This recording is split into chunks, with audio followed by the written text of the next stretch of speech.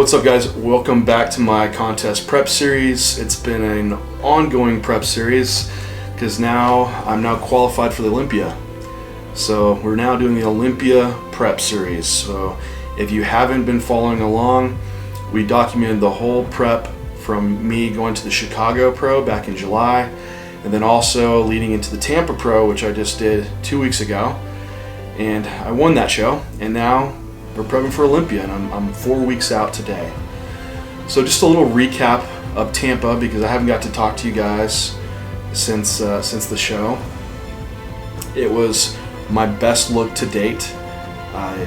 As a pro, as an amateur, I really thinking back, like my best look was when I turned pro in 2016, and I haven't been able to beat that look since. And I can say with certainty that for Tampa, I brought my all-time best, and there's a few reasons for that, and the main one was doing a lot less than I'd ever done for a peak week. So my weight was a lot lower than it was for Chicago. I was about 6 pounds lighter. So to make weight, I didn't have to do anything. I just ate normal, I drank normal fluid, and I was doing like 3 gallons of water a day. Sodium was kept the same. The only real variable that was getting changed was increasing carbohydrates a little bit every day. So my normal base plan was like 150 grams of carbs. The 3 days before going on stage, it went from 250 grams up to about 300 grams the day before. That was it. I kept with water and sodium the same, and I just kept looking better and tighter every morning. My weight would drop and I get tighter. So when you're having that happen, it's like, don't change anything, just keep going. So I didn't have to take any diuretics, I didn't cut water to make weight, and that's usually where it's all gone wrong for me, is trying to have to cut water, take diuretics, make weight, then I end up looking flat on stage and I had this smooth look. That wasn't the case this time. I was really full, and being full and that muscle pushing against the skin gave me all the detail that I've been missing in the past. So that was one of the largest changes going into Tampa, and it happened. I won, and it's an amazing feeling, and it just confirms that 212 is really, really the place for me to be, and it's pretty surreal to like have that moment happen when call out your name for first place and something that you've wanted so long, something you kind of question at times if you're really going to make it happen, or if maybe you have already reached your pinnacle in the sport, and that's by no means the case. So now prepping for Olympia. So moving on, post show, I had 6 weeks. So these past 2 weeks, a lot of people wonder, oh, what do? You kind of have this time period. You were peeled for Tampa. What do you do to improve? How do you handle nutrition? And so I have about 2.5 weeks where I can really increase food and try to, you're taking those, I don't call it a diet break, but you are bringing food up high enough to a maintenance level to where you can take off some of the fatigue that settles in with dieting. You can improve sleep, you can improve training performance. I think within this time period, you can improve some muscularity as well. So my normal food from 150 grams of carbs, which was kind of my base plan before Tampa, I've now moved up to 300 grams of carbohydrates, and my weight has been sitting right around, I was like 216 post-show, and it's actually been dropping since I've been on this higher carb amount. I'm down to 213.4 this morning, but you can see from my pics, I'm actually getting harder and tighter, but still really, really full. And gym performance has been outstanding. Been super pumped, and strength's increasing again. So I really think, like, my feedback from the judges was bring more fullness in to my shoulders and chest. And I think in this past off season, I did the job of bringing my back up a lot. So back wasn't even mentioned. So which is cool. So you set out to do something in the off season and you accomplished it. And then I'm just trying to be harder. You wouldn't be as hard as possible for the Olympia, for any show. So I think that's the areas that I want to improve on. So when I get to the 3-week out point, that's when we're going to drop food again and pull my weight back down and really get that hard look. And going into Olympia, you have 24-hour weigh-in, which is much to my advantage, and you weigh in first thing in the morning rather than in the afternoon like some of these other shows. So it's going to be much easier to make weight. I can stay a lot fuller and not have to deplete down so much. So it's going to be a really good look. I'm excited. But anyway, for increasing carbohydrates, I relatively spread them out throughout the day, just a little bit with my evening meal, but I put a lot around training. So I actually added back in some intra-workout carbohydrates. I have about 70 grams pre-workout, then another 50 grams post-workout, and like I said, the rest are spread out. So that's if you want to make the most of your training. So when you're thinking about where you should be putting carbohydrates back in, definitely focus them around training initially, and then spread them out throughout the rest of the day otherwise. And then for cardio, that is still the same. So I still walk outside. I go first thing in the morning. I walk like a little over 2 miles. Then in the evening, I go back out and walk another about a little over 2 miles. In Texas right now, it's ridiculously hot. We're right over 100 degrees. And so I have to go really early or really late during the day. It's like out of the question. And sleep has been decent. I think just being low body fat, you're not going to get the best sleep, even with calories increased.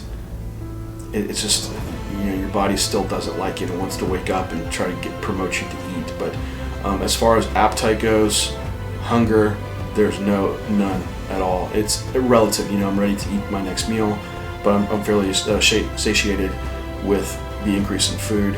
Daily energy feels really good. So as far as this like the prep feeling, I don't really have it much like with the higher food amount. So it's kind of nice having this time period because you feel like you're not quite really on prep with feeling so drained all the time. But that's where I'm currently at. So I'll keep this higher food amount and ride this out till I'm 3 weeks out, and I'll check back in with you guys and we'll look at the diet adjustments that have been made and the physique improvements that have been made as well. But today I want to take you through my push session, which for training for the Olympia, that hasn't changed because from Chicago to Tampa, I had a great result, and I feel like upper body even improved during that time. And if you look at my pics from Chicago to Tampa, there was marked improvements in upper body roundness. So I'm not changing my training split. So Monday, Wednesday, Friday are all back days. And there's a rotation of rep ranges. So my Monday is a lower rep, like a 6 to 10 rep area, which is the workout that has a little bit more sets to it, but not quite as much failure sets. My Wednesday workout is higher rep work, so everything above, it's like 12 to 20 reps. And Friday is my back and hamstring day, and that's more moderate rep range, so like 10 to 14 reps. I stay within that. Then I have 2 push days, and then 1 leg day, true leg day, more quad focused with some hams on. Today I'm going to take you through my heavy push day. And the only thing I changed program wise on this since some of these other videos you've seen is adding back a side lateral movement as my first exercise. And I was doing an overhead press to work on shoulders, but honestly, if anything, it repeatedly, always when I do that, I start getting shoulder pain. And so there's no benefit there. If I start getting injured, then I'm not going to grow. Or if there's pain in the area, it's going to impede muscle activation and impede growth as well. So my real thing is trying to improve side rear delts to give more of that round shape. Front delts gets a lot of stimulus with a lot of your pressing. So I'm starting with a cable lateral raise with a cable lateral and laying on your back. You can get really good tension throughout the full range of motion. I think that makes for an ideal exercise when picking for really any movement. Just with a dumbbell, you only load like the shortening phase. So with the cable ladder, you can really load the mid-range, some of the bottom, and get some good contraction at the top. So I start there, start with my first muscle that I want to improve the most on.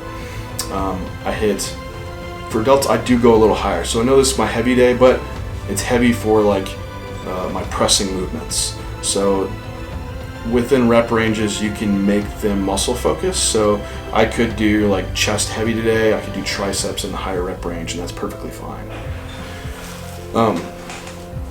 So I hit 3 sets here, all out, and I work up to a hard set of 12, and I'm decreasing weight on the subsequent sets to stay above that 12 rep range. Focus here is like as you're coming up into lateral, it's really stretching the arms out and reaching out towards the wall, and that will help prevent a lot of scapular elevation and prevent you from bringing a lot of trap into the movement. Next movement we go into is incline hammer strength press. So, you know, with shoulder being some more of the focus, you can start with an incline press. And no one has enough upper chest. You never have someone say like that their upper chest is too dominant. So incline hammer strength press, I work up to a hard set. I hit 9 reps, I think, on my first set. Then I backed off in weight and hit 11 reps. Then I move into something for lower pec fibers, which is the hammer strength decline press, and I love this machine. You get such a good contraction in the shortening phase. It's really good if you have a hard time connecting with your chest. So if you have a weak chest, this might be a really good first exercise for you to do. Same protocol. I work up to a hard set, and I hit 7 reps on my first set, and then back down and hit 11 reps from there. Moving on, then I finally add in a shoulder press once everything's really, really warm. And on the shoulder press, you know, typically I will stay in the higher rep range for shoulder safety, but that far in, the loads are lighter anyway. So I do still hit like that 7 to 10 rep mark on my first work set, and then back down in weight, and we'll hit something a little bit above 10 reps, but less than 12. So those are my first 3 compound moves on my push day. Now I get back into my isolation work, a little bit higher rep range, bring some more metabolic stress and pump for the muscle. So we go into a pec deck chest fly, and I jump straight into it because I'm already so warm. I'm working a higher rep range, so I don't think you need to do a warm-up set at this point. And I do a rest pause set, so I go to failure and I think I hit 14 reps, rest 20 to 30 seconds, go to failure again, rest 20 to 30 seconds, and then go to failure again. For one, it's very, very time efficient, but it's also very effective in keeping you within stimulating reps and giving you a good hypertrophy response. I would say if you feel overly fatigued, because it can be taxing, is that might be the first thing to switch when you are in prep and going to straight sets over using rest pause. From there I go back to hit another lateral movement. I use the machine lateral raise, and I do the same thing, a rest pause set. So I hit failure, something between 12, 15 reps, rest 30 seconds, go to failure again, rest 30 seconds, and then go to failure again. So that takes care of isolation for chest and for delts. Now I can go into triceps. So for triceps, that is an area that I wanted to add a little bit more volume to. So I start with a prime rope push down. And I like this prime setup because you can align the ropes very according to your mechanics. So your shoulder, your elbow, and your wrist are all in a perfect line. You're not binding anything. You can really set it up to make it feel the best for your elbows. So I work up to a hard set of 10 reps, and I keep decreasing weight and try to stay around that 10 rep failure point. And I'll do 4 sets there.